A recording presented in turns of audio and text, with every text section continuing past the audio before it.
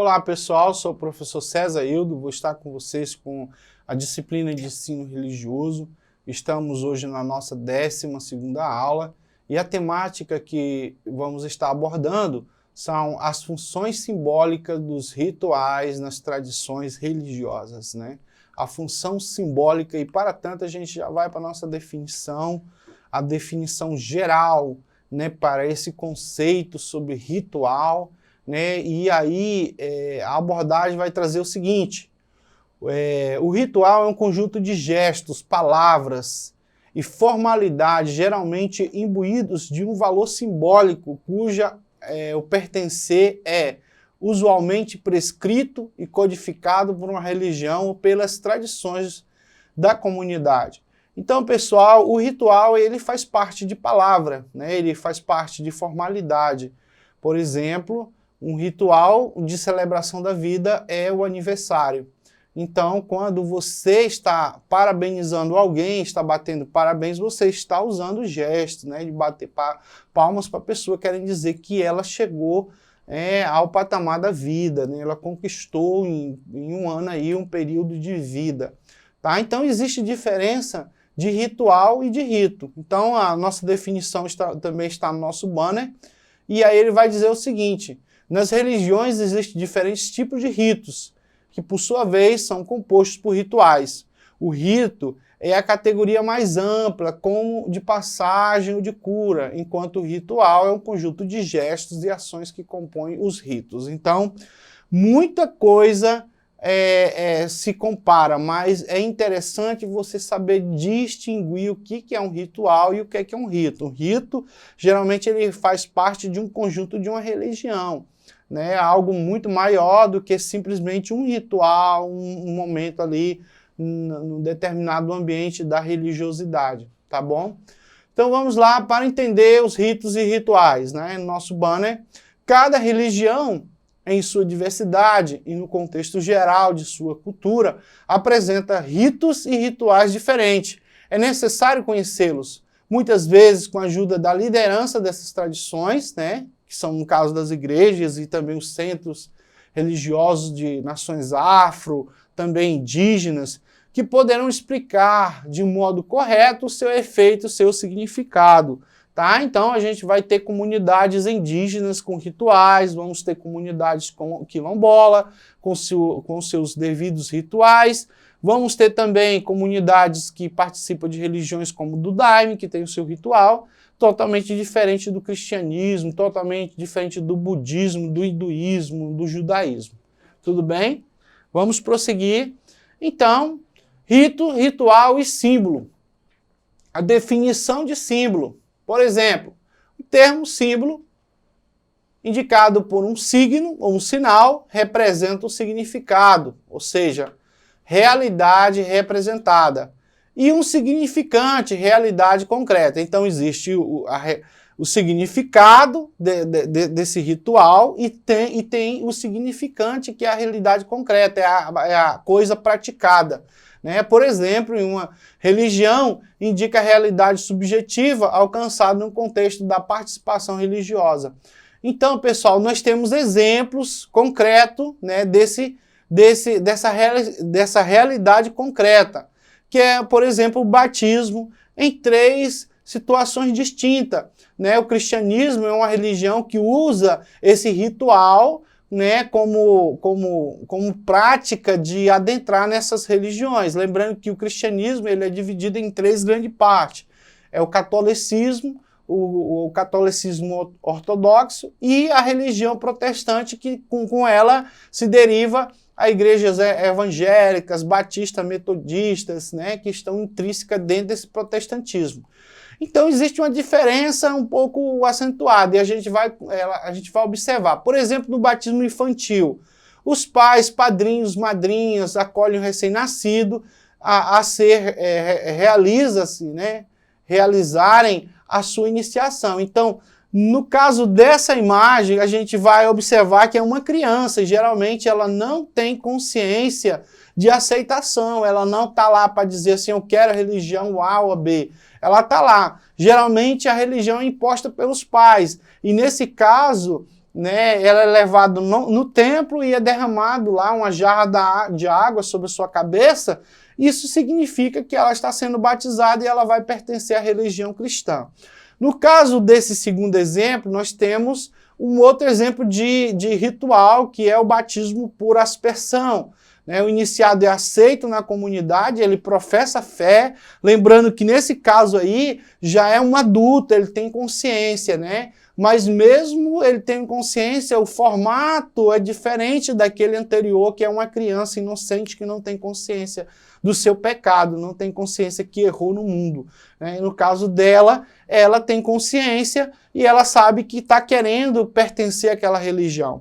No terceiro exemplo, nós temos o batismo por imersão. Esse é o mais aceito em muitas das comunidades evangélicas, por se tratar de um modelo daqueles que se baseia lá no do João Batista, que é citado no livro de Mateus também, que Jesus foi até João Batista para ser batizado por imersão e por sepultamento e por completo. Esse é aceito porque a pessoa ela entende que as águas elas são como aquela frase de Heráclito, né? Ninguém se banha duas vezes no mesmo rio.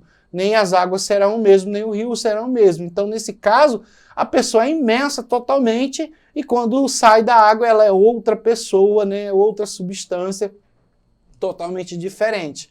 Ela passa a pertencer ao cristianismo. Então essa é uma simbologia, né?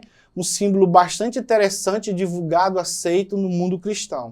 Tudo bem? Nós temos aí outros exemplos de rituais variados que acontecem, por exemplo, na nascente do rio Ganges, né, que é um rio importante da Índia, pertencente à religião hinduísta, e para eles é sagrado a pessoa tomar banho nesse rio. Ele procura essas águas, né, não importa a condição, né, se tem coliformes fecais ou não ali naquela água, eles consideram que aquela água é sagrada, porque ele nasce nos topos, né, do Himalaia, que o Himalaia é os maiores conglomerados de montanha do mundo, onde está o Pico Everest, com mais de seus 8.000 e poucos metros de altura.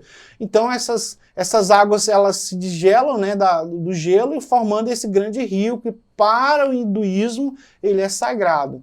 E aí temos o outro modelo do Rajá, que é a peregrinação anual dos muçulmanos a Meca.